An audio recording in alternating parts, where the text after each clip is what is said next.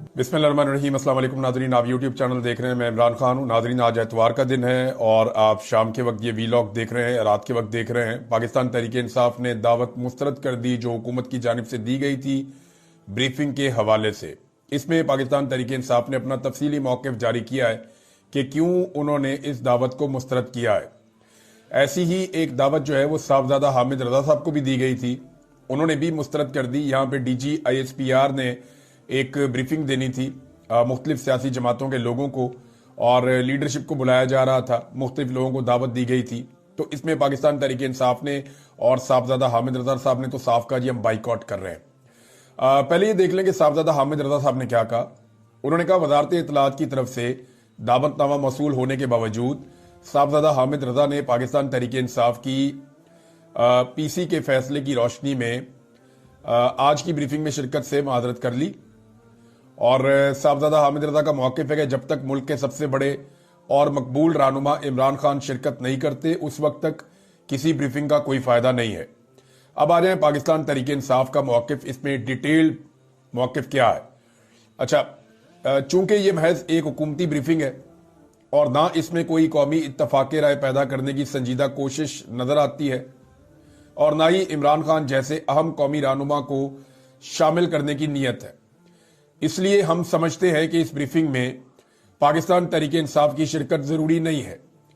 پاکستان تحریک انصاف نے ہمیشہ ہر قسم کی دہشت گردی، اس کی ہر شکل، ہر صورت اور ہر مظہر کی دو ٹوک اور غیر مبہم الفاظ میں مذمت کی ہے۔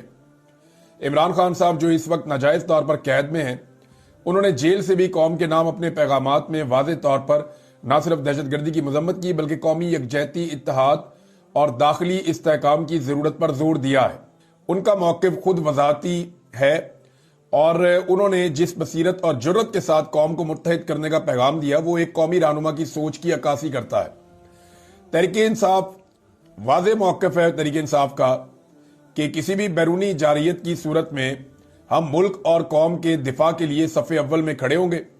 اس قومی موقف کو ہم نے اپنے یوم تاسیس کے موقع پر بھی واضح کیا، جب پاکستان تحریک انصاف نے باقاعدہ قرارداد منظور کی جس میں پارٹی نے بھارتی جارحیت اور پروپیگنڈا سے متعلق اپنے اصولی موقف کو پوری قوم کے سامنے رکھا، جو کہ اس بات کی علامت ہے کہ تحریک انصاف ہر سطح پر قومی سلامتی، خود مختاری اور یکجہتی کے لیے سنجیدہ اور ہمہ وقت تیار ہے۔ وہ یہ کہہ رہے ہیں تحریک انصاف جو ہے نا وہ ملک اور قوم کے ساتھ کھڑی ہے، قوم کی یکجہتی چاہتی ہے، سب کو اکٹھا بھی رکھنا چاہتی ہے، اور صف اول میں کھڑی بھی ہوگی اگر کوئی جارحیت بھارت کی طرف سے کی گئی پاکستان کے خلاف۔ لیکن وہ یہ کہتے ہیں کہ ہم یہ سمجھتے ہیں کہ حالیہ حساس حالات میں حکومت کو فوری طور پہ آل پارٹیز کانفرنس بلانی چاہیے تھی تاکہ تمام قومی جماعتوں کو اعتماد میں لے کر ایک مشترکہ لائحہ عمل ترتیب دیا جاتا۔ بدقسمتی سے حکومت نے یہ موقع ضائع کر دیا۔ نہ صرف اے پی سی نہیں بلائی بلکہ اس کی جگہ ایک حکومتی وزیر کی طرف سے یک طرفہ بریفنگ دی جا رہی ہے۔ عمران خان اور تحریک انصاف ہی وہ آواز ہے جو عوام کی حقیقی جذبات کی ترجمانی کرتے ہیں۔ عمران خان نے ہمیشہ قومی اتحاد، ادارہ جاتی ہم آہنگی اور سیاسی استحکام کی بات کی ہے، اور وہ کسی قسم کی تقسیم، تفرقہ یا کمزوری کے حامی نہیں ہے۔ ان تمام عوامل کو مد نظر رکھتے ہوئے پاکستان تحریک انصاف کی سیاسی کمیٹی نے متفقہ طور پہ فیصلہ کیا ہے کہ تحریک انصاف کی حکومتی بریفنگ میں شرکت نہیں کرنی۔ اب یہ شرکت نہیں کرنی، اس کا ریزن عمران خان ہے کہ جب عمران خان کو آپ مائنس کر دیتے ہیں تو پھر آپ ایکچولی پاکستان کو مائنس کر دیتے ہیں۔ دیکھیں، پاکستان کسی بھی شخص سے بہت بڑا ہے، کسی بھی شخصیت سے بہت بڑا ہے، لیکن اس وقت پاکستان کس کے ساتھ کھڑا ہے اس سوال کا جواب ہم سارے جانتے ہیں، پاکستان کی اسٹیبلشمنٹ بھی جانتی ہے۔ کیا سارا پاکستان جنرل عاصم منیر کے ساتھ کھڑا ہے؟ ہاں، لڑائی ہو جائے گی تو فوج کے ساتھ تو پاکستان کھڑا ہوگا، لیکن جنرل عاصم منیر کو سارا پاکستان نہیں ان کو سپورٹ کرتا بھائی۔ اسی طرح جو آپ کے شہباز شریف ہے سارا پاکستان نہیں سپورٹ کرتا، نواز شریف ہے سارا پاکستان نہیں سپورٹ کرتا۔ عمران خان اس وقت پاکستان کا واحد لیڈر ہے جسے سارا پاکستان سپورٹ کرتا ہے۔ پاکستان کے ایک ایک کونے میں اس کا چاہنے والا بیٹھا ہوا ہے، ایک ایک جگہ سے عمران خان صاحب کو سپورٹ ملتی ہے۔ اب معاملہ کل ملا کے یہ ہے کہ جو اصلی شیر ہے اسے جیل میں بند کیا ہوا ہے، اور باہر جو ہے وہ لگڑ بھگوں نے مل کے ایک غدر مچایا ہوا ہے ملک کے اندر۔ اینو پھڑ لو، اس کو مارو، اس کو کٹو، اس کے اکاؤنٹ بند کر دو، اس کو سزا دے دو، اس کو جناب غائب کر دو, لاپتہ کر دو, اس کے اوپر ٹارچر کرو, اس کا گھر توڑ دو, اس کو جو ہے وہ جبری طور پہ گمشدہ کر دو, یہ عورتیں ہیں ان کو بھی اٹھا کے تشدد کر دو. تو پاکستان میں لگڑ بگوں نے ایک غدر مچایا ہوا ہے شیر کو جیل میں بند کرنے کے بعد. میں آپ کو سیریسلی کہتا ہوں, آج عمران خان کو باہر نکالیں, یہ سارا ظلم اور بربریت یہ اس طرح کر نہیں پائیں گے.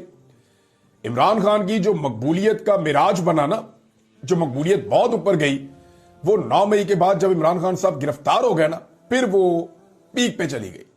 اور آج عمران خان صاحب اپنی مقبولیت کی بلندی کے اوپر کھڑے ہوئے ہیں.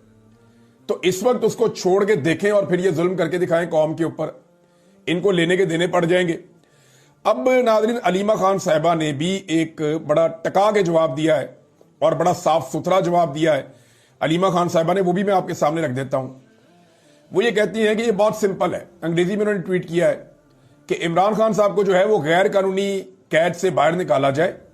لوگوں نے عمران خان کو ووٹ دیا ہے اور اسی پہ لوگ جو ہے وہ ٹرسٹ کرتے ہیں, اور اس کے جو پاکستان کی سیکورٹی کے حوالے سے جو کنسرن ہے لوگوں کے, وہ عمران خان صاحب کے فیصلوں کے اوپر لوگ جو ہیں وہ ٹرسٹ کرتے ہیں, ان پہ اعتبار کرتے ہیں, ان پہ اعتماد کرتے ہیں.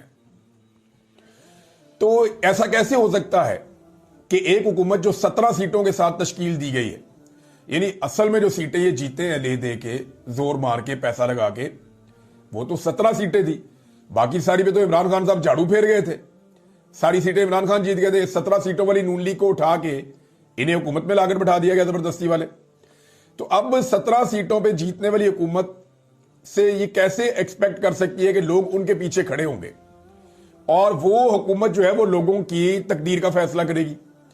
تو یہ نہیں ہو سکتا. علیمہ خان صاحبہ نے بالکل وضاحت کے ساتھ, عمران خان جیسے کلیئر بات کرتے ہیں, علیمہ خان بھی بالکل اسی طرح کلیئر بات کرتی ہیں.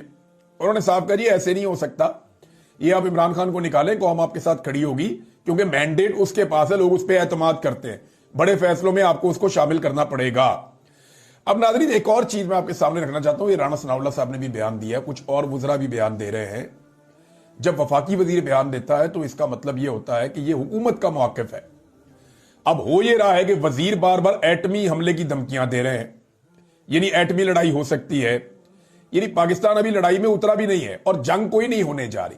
میں نے آپ کو 1000 مرتبہ پہلے کہا, میں اب آپ کو پھر کہہ رہا ہوں کہ کوئی جنگ نہیں ہونے جا رہی, لڑائی ہو سکتی ہے. لڑائی اور جنگ میں بہت فرق ہے, یعنی ایک لڑائی ہو سکتی ہے, جنگ نہیں ہونے جا رہی پاکستان اور انڈیا کے بیچ میں, اور نہ ابھی جنگ کا کوئی ماحول بنا ہوا ہے. اچھا, پاکستان لڑائی ہونے سے قبل ایسے بیانات کیسے دے سکتا ہے؟ یعنی وفاقی وزراء جو ہیں وہ یہ دھمکیاں دے رہے ہیں کہ جناب ایٹمی حملہ کر سکتا ہے پاکستان, یہ جو میزائل ہے یہ ایٹم بم لے کر آ جائے گا, اور یہ سارا ریکارڈ کا حصہ بن جائے گا. اس کی ٹرانسلیشن کرا کے پوری دنیا کے اندر جو ہے وہ انڈیا بانٹے گا. امریکن وہ پروپیگنڈا کریں گے جو آپ کے خلاف ہیں, یورپین وہ پروپیگنڈا کریں گے جو آپ کے خلاف ہیں, اسرائیل لابنگ کرے گا آپ کے خلاف, انڈیا لابنگ کرے گا آپ کے خلاف. آپ کو سمجھ نہیں آ رہی آپ کیسے غیر ذمہ دارانہ بیانات دے رہے ہیں کہ آپ ایٹم بم مار دیں گے؟ فور گاڈ سیک, آپ یہ کہہ سکتے ہیں کہ دونوں ملک ایٹمی طاقت ہیں, دونوں کے پاس ایٹمی ہتھیار ہیں. کشمیر ایک ایٹمی جو ہے وہ نیوکلیئر فلیش پوائنٹ ہے, لہذا پوری دنیا کوشش کرے کہ یہاں معاملات پرامن طریقے سے حل ہوں. اگر یہ لڑائی چھڑ گئی تو اس کے نتائج پاکستان, انڈیا اور دنیا کے لیے اچھے نہیں ہوں گے. دنیا کو یہ بات سمجھنی پڑے گی. یہ بھی طریقہ آپ کا دھمکی لے گا. آپ ڈائریکٹ کہتے ہیں جناب ہم ایٹمی صلاحیت ہمارے پاس موجود ہے, ہم نے ایٹم بم وہ چلا بھی دینا ہے, ہم نے صرف شبرات کے لیے نہیں رکھے ہوئے, ہم نے جناب یہاں سے جو ہے وہ اس کے ساتھ لگانا ہے, کیا نام ہے, ہماری جو میزائل ہیں یہ صلاحیت رکھتے ہیں جناب ایٹم بم لے جانے کی. تو جب آپ یہ چیزیں کہتے ہیں نا تو یہ خطرناک ہے. اس کو وہ ریکارڈ کا حصہ بناتے ہیں اور وہ ذہنی طور پہ دنیا کو تیار کر رہے ہیں کہ ان سے ان کی ایٹمی طاقت چھین لو. یہ غیر ذمہ دار سٹیٹ ہے, تو ذمہ داری والے بیانات دینے چاہیے. اور ویسے ابھی تو لڑائی شروع نہیں ہوئی, تو آپ کو پہلے سے تھکن کیوں ہو رہی ہے بھئی؟ پہلے تو یہ ہوتی تو آخری ہتھیار ہوتا ہے نا. جب آپ کے پلے ہی ککھ نہ بچے تو کیا آپ ذہنی طور پہ ہار چکے ہیں کہ آپ انڈیا کے ساتھ لڑ نہیں سکتے تو آپ کو ایٹم بم چلانا پڑ جائے گا؟ بھئی وہ تو آخری ہتھیار ہے. اینڈ میں جا کے جب کچھ آپ کے پاس نہیں بچتا, آپ کے پاس کوئی آپشن نہیں ہوتا, دین آپ ایٹمی حملہ کرتے ہیں. ادروائز تو آپ کرتے ہی نہیں, آپ کر ہی نہیں سکتے. اور آپ کو کرنا کیوں ہے؟ جب آپ میدان میں لڑنے کی صلاحیت اور طاقت آپ کے پاس ہے تو پھر آپ ایسا کیوں کریں گے؟ ابھی رشیا کے ساتھ پوری دنیا لڑ رہی ہے وہاں پہ یوکرین میں, بے شمار پوری دنیا نے ہتھیار بھیجے ہیں, ہاتھ بے شک یوکرینیوں کے ہیں لیکن پیچھے پوری دنیا کا پیسہ, ہتھیار ہے, سب کچھ ہے. تو کیا رشیا جو ہے وہ دیوار کے ساتھ لگ گیا, رشیا نے فٹافٹ بم مار دیا وہاں پہ؟ نہیں, وہ آخری وقت تک لڑے گا. اور اب تو وہ معاملہ جو ہے وہ کافی حد تک حل بھی ہو رہے ہیں. تو یہ غیر ذمہ دارانہ سٹیٹمنٹس ہیں, حکومت کو اس کے اوپر ہوش کے ناخن لینے چاہیے. اس کی قیمت بعد میں پاکستان کو چکانی پڑتی ہے. ناظرین, بھارت نے وہی کیا جس کا ڈر تھا اور معاملہ اسی طرف گیا جو بھارت کہہ رہا تھا.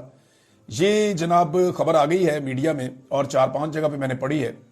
بھارت نے پاکستان کے ساتھ جو سندھ طاس معاہدہ معطل کیا, اب اس کے اثرات نظر آ رہے ہیں اور بھارت نے عملی طور پہ دریائے چناب کے اوپر جو بگلی ہار ڈیم انہوں نے بنایا ہے, وہاں سے پانی کا ایک مقررہ بہاؤ تھا. دیکھیں, ہمارا طے تھا کہ مشرقی دریاؤں پہ بھارت بنا لے گا ڈیمز, راوی پہ, ستلج پہ اور بیاس پہ, لیکن مغربی دریاؤں کے اوپر بھارت ڈیم نہیں بنائے گا, جس کے اندر جو ہے وہ آپ کا تھا چناب, جیلم اور سندھ, ان کو وہ نہیں چھیڑے گا.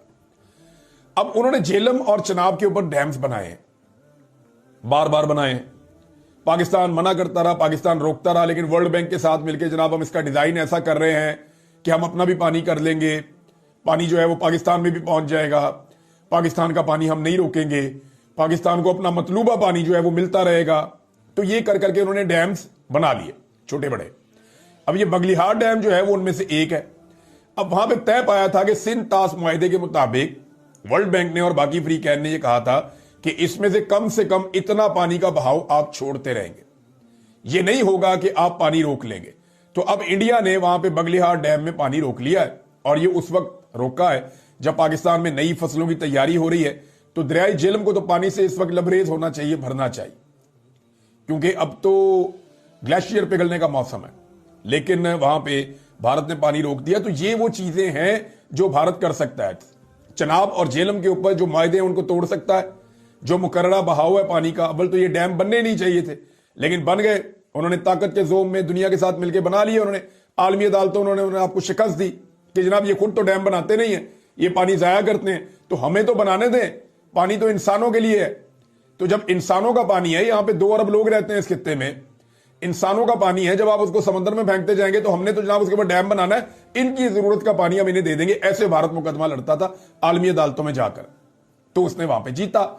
اور اب انہوں نے وہ سٹرکچرز بنا دیے. یا تو اب یہ سٹرکچرز توڑے نہ جا کے, کیونکہ بگلی ہار ڈیم میں مبینہ طور پہ بھارت نے پانی روک دیا. مختلف سورسز یہ کہہ رہے ہیں اور یہ خبریں بھی آ رہی ہیں. تو پھر اگر انہوں نے مقررہ پانی روک دیا ہے تو پھر پاکستان کے پاس اس ڈیم کو تباہ کرنے کے علاوہ کوئی اور راستہ ہو نہیں سکتا. اب دیکھتے ہیں پاکستان اس کا کیا جواب دیتا ہے, یا کیسے اس ڈیم کا پانی کھلواتا ہے, کھلوا بھی پاتا ہے یا نہیں. لیکن ہماری ترجیحات نا وہ ذرا کچھ اور ہے. ترجیحات بتانے سے پہلے میں ذرا ایک گواہی آئی ہے نجم سیٹھی صاحب کی جانب سے. نجم سیٹھی صاحب کیونکہ نون لیگ کو بہت پسند ہے, اسٹیبلشمنٹ کو بھی پسند ہے, اور نجم سیٹھی صاحب کا جو سٹیٹمنٹ ہے وہ میں اس لیے یہاں پڑھ کے سنا رہا ہوں کہ یہ ان کی طرف سے گواہی ہے. ہم کہیں گے تو الزام کہا جاتا ہے, نجم سیٹھی کہیں گے تو گواہی کہی جاتی ہے, کیونکہ یہ اس طرف کھڑے ہوئے ہیں, لکیر کے اس طرف کھڑے ہوئے ہیں جہاں پہ نواز شریف کھڑے ہیں. تو نجم سیٹھی صاحب کہتے ہیں کہ ایسا لگتا ہے کہ ہم ڈیفینسو ہیں, یعنی ہم ڈیفینسو ہیں, تھوڑا سا ڈیفینسو موڈ میں ہیں. ہم اپنا بیانیہ بھی ٹھیک طریقے سے پیش نہیں کر رہے, اور نہ ہی انڈیا کے بیانیے کو کاؤنٹر کیا جا رہا ہے. انڈیا کا بیانیہ تھوڑی کاؤنٹر کرنا ہے انہوں نے, یہ تو ہمارا بیانیہ کاؤنٹر کر رہے ہیں. پاکستان کے اندر پکڑ کے سارے یوٹیوب چینل بند کر دیے ہیں, ہر جگہ کے اوپر انہوں نے عجیب و غریب قسم کی ٹیکنیکل ڈیوائسز لگا دی ہیں, اور ہر جگہ کے اوپر, یعنی آپ 2 یوٹیوب چینل کوئی بھی لیں, ایک اختلافی آواز لے لیں میرے سمیت کسی کی بھی, اور ایک پاکستان کے اندر نارمل کوئی یوٹیوب چینل جو چل رہا ہے وہ لے لیں. آپ 2 موبائل ساتھ ساتھ رکھیں, ایک ہی کنیکشن ہو دونوں میں, آپ دونوں کے اندر جناب ویڈیو کھولیں, آپ کو ایک کھلے گی اور ایک آپ کو کھلے گی نہیں, وہ ٹائم لے گی. 40-40 50-50 سیکنڈ سرفنگ ہوتی رہتی ہے. تو میں نے لوگوں سے 2 گزارشات کی ہیں, یا تو آپ وی پی این انسٹال کریں اگر آپ ہماری ویڈیوز دیکھنا چاہتے ہیں. نمبر 1, وی پی این انسٹال کریں, بہت سارے فری وی پی این ڈاؤن لوڈ ہو سکتے ہیں. آپ جائیں ایپ سٹور کے اوپر اور مفت کے اندر جو وی پی این ملتا ہے, وی پی این آپ لکھیں گے, فری وی پی این, وہاں سے آپ ڈاؤن لوڈ کر لیں, وہ آپ کو مل جائے گا, اس کو آپ آن کر لیں, آپ ہماری ویڈیو سن سکتے ہیں. تھوڑا بہت انٹرنیٹ سلو ہوگا, لیکن ویڈیو سننے کے بعد آپ وی پی این آف کر سکتے ہیں, وہ آن اور آف کا اس کے اندر آپشن موجود رہتا ہے. نمبر 2, ایک تو وی پی این, دوسرا جب ہماری ویڈیو آپ کھولتے ہیں تو وہ سائیکل کا پہیہ چلنا شروع ہو جاتا ہے, وہ سرفنگ شروع کر دیتا ہے, ویٹنگ پہ آپ کو لگا دیتا ہے. تو اس کا مطلب آپ بالکل یہ مت لیجئے گا کہ یہ ویڈیو چل نہیں سکتی. یہ چلے گی, تھوڑا سا آپ کو ویٹ کرنا پڑے گا, 40 سیکنڈ 50 سیکنڈ.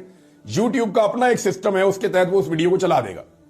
جیسے ہی وہ ویڈیو چلے گی پھر وہ بند نہیں ہوگی, پھر آپ ویڈیو پوری سن سکتے ہیں. بہرحال نجم سیٹھی صاحب گواہی دے رہے ہیں کہ نہ ہی انڈیا کے بیانیے کو کاؤنٹر کیا جا رہا ہے. ہمارا بیانیہ جو کاؤنٹر کر رہے ہیں وہ کرنے والے, انڈیا کا بیانیہ کیسے کاؤنٹر کریں گے؟ آپ خود کہتے ہیں کہ انڈیا کا بلوچستان میں کارروائیوں میں ہاتھ ہے, تو کیوں آپ انٹرنیشنل میڈیا کو بلا کر صحیح طریقے سے بات نہیں کر رہے؟ تو پاکستان کا رویہ جو ہے وہ اگریسو نہیں ہے, ڈیفینسو ہے. اور تھوڑے دن پہلے جو ہے وہ ایک ٹاؤٹ کہہ رہا تھا اچھل اچھل کے, جی ہم نے اور کتنا اگریسو ہونا ہے, بڑا اگریسو ہمارا رویہ ہے, ہم بالکل ڈرے ہوئے نہیں ہیں, آپ کیوں کہہ رہے ہیں؟ اے پیارے تاڑے گواہی تاڑے وچوں آ گئی. یہ محسن نقوی صاحب نے, سوری محسن نقوی میرے منہ سے نکل جاتا ہے, دونوں کریکٹر مجھے ایک ہی طرح کے لگتے ہیں, محسن نقوی اور نجم سیٹھی, ان میں شاید زیادہ فرق نہیں ہے. تو نجم سیٹھی صاحب نے جناب خود گواہی دے دی ہے اور حکومت کے کیمپ میں سے کہ جناب ہمارا رویہ جو ہے وہ بہت ڈیفینسو ہے. اب ناظرین آپ اندازہ کریں کہ ان کی ترجیحات کیا ہیں. چھٹی والا دن, اتوار کا دن, اور اتوار والے دن جو ہے وہ صدر پاکستان ایک آرڈیننس جاری کرتے ہیں. یاد رکھیے آرڈیننس تب جاری کیا جاتا ہے جب کوئی بہت ایمرجنسی ہو, جب حالات اتنے خراب ہوں کہ آپ کو فوری طور پہ آرڈیننس جاری کرنا پڑ جائے. وجہ یہ ہے کہ قومی اسمبلی کا سیشن بلانا ہوتا ہے, اس کے اندر پھر آپ پہلے پاس کرتے ہیں معاملہ, بل پاس کرتے ہیں, پھر آپ اس کو سینٹ میں لے جاتے ہیں, جیسے بھی کرتے ہیں, وہ پورا ایک پروسیجر ہے. تو فیصلہ اگر آپ نے کیبنٹ میں کرنا ہے یا قومی اسمبلی میں کرنا ہے تو وہ ٹائم ٹیکنگ ہے. تو جب کوئی ایمرجنسی آ جائے نا, بہت زبردست قسم کی ایمرجنسی ہو, تو پھر آپ ایک سہارا لیتے ہیں قانون میں صدارتی آرڈیننس کا. اب آپ اندازہ کریں کہ کتنی ایمرجنسی اور کتنی جلد بازی تھی کہ وفاقی وزراء کی تنخواہوں میں اضافہ کرنے کے لیے صدر پاکستان کا آرڈیننس جاری کروایا گیا, اور وہ بھی چھٹی والے دن. ایک دو ایف بی آر کو اس میں ایسے اختیارات دے دیے گئے کہ اب وہ ملک کے اندر تباہی پھیر دیں گے. اب وہ ملک کے اندر جو ہے وہ جس کا چاہیں گے اکاؤنٹ بند کر دیں گے, جس کے اکاؤنٹ میں سے چاہیں گے پیسہ نکال لیں گے بغیر اجازت کے. اب تو جناب ایک ان کی موجیں شروع ہونے لگی ہیں. جو لوگ پاکستان میں کام کرنا بھی چاہتے تھے نا, ان کی ان گندی پالیسیز کی وجہ سے وہ بھی پاکستان سے کام کرنا بند کر دیں گے اور یہاں سے سرمایہ لے کر بھاگ جائیں گے. یہ جو ایف بی آر کو انہوں نے نئے اختیارات دیے ہیں صدارتی آرڈیننس کے ذریعے. لیکن مزے کی بات آپ یہ دیکھیں کہ انہیں اپنی تنخواہیں بڑھانے کی کتنی جلدی ہے. یعنی جو وزیر ہیں, جو وزیر مملکت ہیں یا وفاقی وزراء ہیں, جن کے اندر اب D G I S I بھی شامل ہیں. D G I S I اب وفاقی کابینہ کا حصہ ہے, تو اگر انہیں تنخواہ ملے گی, اور ملنی چاہیے, دیکھیں وہ ایلیجیبل ہے اس تنخواہ کے لیے, انہیں ایک اضافی نیا پورٹ فولیو ملا ہے, انہوں نے ایک اضافی نیا کام کرنا ہے, اور جو نیا کام کرنا ہے اس کی تنخواہ تو پھر ملنی ہے. تو بہرحال 140% کا اضافہ کیا, دگنی سے زیادہ تنخواہ کر دی. جو تنخواہ پہلے جو ہے وہ کم تھی اس کو ڈبل سے بھی آگے ڈبل کر دیا. 140% کا اضافہ کیا ہے وفاقی کابینہ کی تنخواہوں میں صدر پاکستان نے. اور ایک اور کام دیکھیں آپ, یعنی آپ عجیب و غریب کام دیکھیں کہ اضافہ 140% کا کیا اور اس کا اطلاق کیا 1 جنوری 2025 سے, یعنی 5 مہینے کی پچھلی تنخواہیں بھی دو ان کو. اب ایسی کون سی ایمرجنسی آ گئی تھی جناب کہ سارے وفاقی وزراء کو بہت سارے پیسے چاہیے اب, اور آپ نے پچھلے 5 مہینے کی تنخواہیں بھی ان کی بڑھا دی ہیں. یعنی اپنی تنخواہ بڑھاتے ہیں پیچھے 5 مہینے سے, غریب آدمی کی تنخواہ بڑھاتے ہیں 10%, 5%, 15%, اور وہ بھی اس دن سے یا اگلے مہینے سے بڑھاتے ہیں. یہ ہے ان کی ترجیحات, یہ ہے ان کی پرائورٹیز. اور یہاں آپ اندازہ کریں کہ یوٹیلیٹی سٹور کے آئی ایم ایف کے کہنے کے اوپر کہہ رہے ہیں جی ہم نے یہ کیا ہے. 3000 سے زیادہ جو چھوٹے ملازمین ہیں, غریب ملازمین یوٹیلیٹی سٹورز کے, انہیں نوکریوں سے نکال دیا گیا جبری طور پہ. ان کی نوکریاں فارغ کر دی گئی ہیں, وہ بیچارے احتجاج کر رہے تھے, ان کی بات ہی کسی نے نہیں سنی. اپنی تنخواہیں بڑھائی جاؤ اور 140% تک بڑھائی جاؤ, اپنی موجیں کرو, لاکھوں میں کروڑوں میں اپنے جو ہے خرچے وہ آگے لے جاؤ. لیکن غریب آدمی کے چند ہزار آپ سے برداشت نہیں ہے. یہ جناب اس حکومت نے عوام کے ساتھ کیا ہے. تنخواہ میں ڈبل سے زیادہ کا اضافہ کر لیا اور آرڈیننس جاری کیا کہ 5 مہینے پیچھے سے تنخواہیں ملیں گی. اور اتنی ایمرجنسی ہے, تنخواہوں کی اتنی ایمرجنسی ہے کہ انہوں نے چھٹی والے دن جو ہے وہ صدر سے آرڈیننس جاری کروایا اور آرڈیننس کے ذریعے انہوں نے تنخواہ بڑھوائی ہے. ناظرین یہ ایک پولیس والے کا سٹیٹمنٹ ہے, اور یہ وہ بیچارہ پولیس والا ہے جس نے بات کی تھی اس بارے میں کہ پاکستان میں دھاندلی ہوئی ہے. وہ کہتا ہے میں نے 28 سال پولیس ڈپارٹمنٹ کو دیے ہیں, اب مجھے خود پر شرم آتی ہے. میں نے ایک ویڈیو صرف پوسٹ کی تھی کہ 8 فروری کو دنیا کی تاریخ کی سب سے بڑی ڈکیتی ہوئی ہے. اس پر مجھے اٹھا لیا گیا, گاڑی میں پھینکا گیا, میرے سے زیادتی کی گئی. اب بیچارہ وہ نوکری کے اوپر بھی نہیں ہے.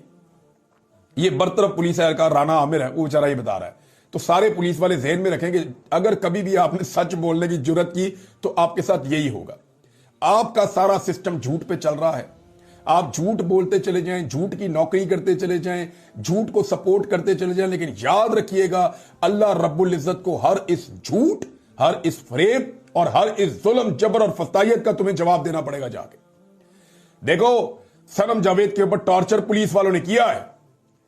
اب وہ اللہ تعالیٰ کو آپ جا کے یہ نہیں کہہ سکتے کہ جناب ہمیں تو اوپر سے حکم آیا تھا تو ہم نے ٹارچر کر دیا. نہیں, آپ کو بھی جواب دینا پڑے گا کہ آپ نے ایک نہتی خاتون کے اوپر ٹارچر کیوں کیا. عالیہ حمزہ کے اوپر ٹارچر آپ لوگوں نے کیا ہے. آپ کو اللہ کو جا کر جواب دینا پڑے گا کہ آپ لوگوں نے ایک نہتی خاتون کے اوپر ٹارچر کیوں کیا. وہ تو جواب دے گا جس نے حکم دیا تھا, لیکن جنہوں نے اس کو ایگزیکیوٹ کیا ظالموں نے, ان کو بھی اللہ رب العزت کے سامنے جا کر جواب دینا پڑے گا. ناظرین, حکومت کے لیے ایک چیز ذرا پریشانی والی پیدا ہو گئی ہے. صدیق جان صاحب کے بقول انہوں نے اس کے اوپر ایک ویلاگ بھی کیا. ان کا یہ کہنا ہے کہ جسٹس نعیم اختر افغان صاحب نے اعجاز چودھری صاحب کی ضمانت دی ہے سپریم کورٹ آف پاکستان میں. تو اس پہ حکومت میں کھلبلی مچی ہوئی ہے کہ یہ کیسے ہو سکتا ہے. کیا ایسا تو نہیں ہے کہ چیزیں حکومت کے ہاتھ سے نکل رہی ہیں اور پاکستان تحریک انصاف سے اب اسٹیبلشمنٹ تھکنا شروع ہو گئی ہے کہ بس بہت ہو گئی ہے, بند کریے. مجھے تو ایسا نہیں لگتا, کیونکہ اسٹیبلشمنٹ میں ڈویژن تو ہو سکتی ہے, لیکن جب تک اسٹیبلشمنٹ کی یہ والی قیادت موجود ہے یہ عمران خان سے ڈرتے رہیں گے, اور ان کی یہی سزا ہے کہ جب تک یہ موجود ہیں یہ تب تک عمران خان سے خوفزدہ رہیں گے, اس سے ڈرتے ہی رہیں گے. ناظرین, چیف الیکشن کمشنر کے لیے مختلف نام آ رہے ہیں اور سردار طارق مسعود صاحب کا بھی نام ہے. میں اس پہ جو ہے وہ بعد میں ویلاگ کروں گا یہ کون صاحب ہیں, اور اگر یہ آ گئے چیف الیکشن کمشنر تو پھر کیا ہوگا. لیکن اب تک کے لیے اتنے, اپنا خیال رکھیے گا, اپنے اس چینل کا بھی. اللہ حافظ.